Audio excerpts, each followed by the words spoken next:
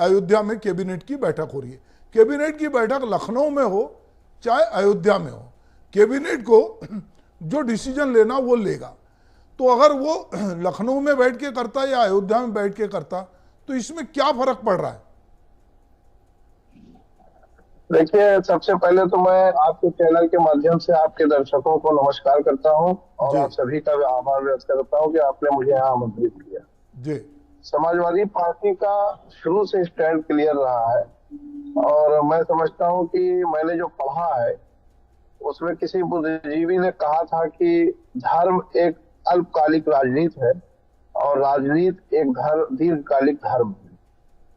तो मैं समझता हूँ कि राजनीति को अलग रखना चाहिए और धर्म को अलग रखना चाहिए।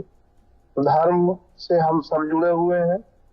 पूजा और नमाज इबादत हम कैसे करेंगे और करते भी हैं, इस पे कोई रोक नहीं है। जहां तक माननीय मुख्यमंत्री जी का अयोध्या में कैबिनेट की बैठक करने की बात है और उन्होंने जो प्रस्ताव मंजूर किए हैं, मैं ये पूछना चाहता हूं कि जब भी कोई बैठक होती है तो पहले पिछले किए हुए वादों की पुष्टि होती है। तो क्या मुख्यमंत्री जी ने पिछले जो वादे किए थे, कैबिनेट में मंजूरी दिए, तो उनकी क्या स्थिति है? उनका भी इंफ्रास्ट्रक्चर, उनकी भी बातें होनी चाहिए कि उन पे क्या हुआ, या सिर्फ सब्जबाग दिखाया जा रहा है 2024 की जमीन तैयार करने के लिए और जनता को छलने के लिए। मैं समझता हूं कि आदरणीय अखिलेश यादव जी ने बड़ी ही मेहनत से जो इंफ्रास्ट्रक्चर उत्तर प्रदेश की जनता को समर्पित किया था, चाहे वो एक्सप्रेसवे के रूप में, चाहे इकाना स्टेडियम के रूप में, चाहे स्वास्थ्य के रूप में 102, 108 की बात की जाए।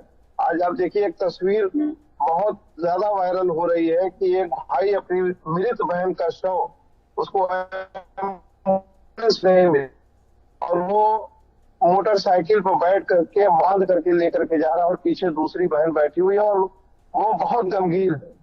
तो मैं समझता हूँ कि भगवान प्रभु राम जी भी जो है माफ नहीं करेंगे।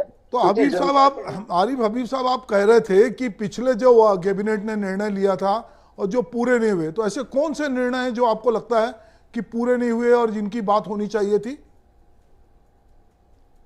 वो बहुत सारे निर्णय हैं। नहीं, बहुत सारे मतलब आप कुछ उदाहरण के रूप में बताएंगे तो हमारे दर्शकों को भी पता चलेगा कि भाई वो कौन से निर्णय हैं। 69,000 की भर्ती नहीं हो रही है, शिक्षक आवेदकों को सड़क पर पीटा जा रहा है।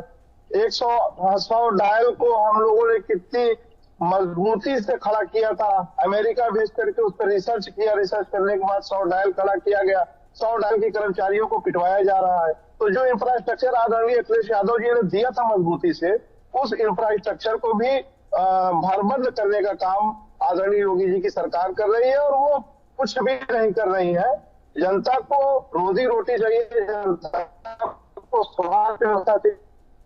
ठीक है,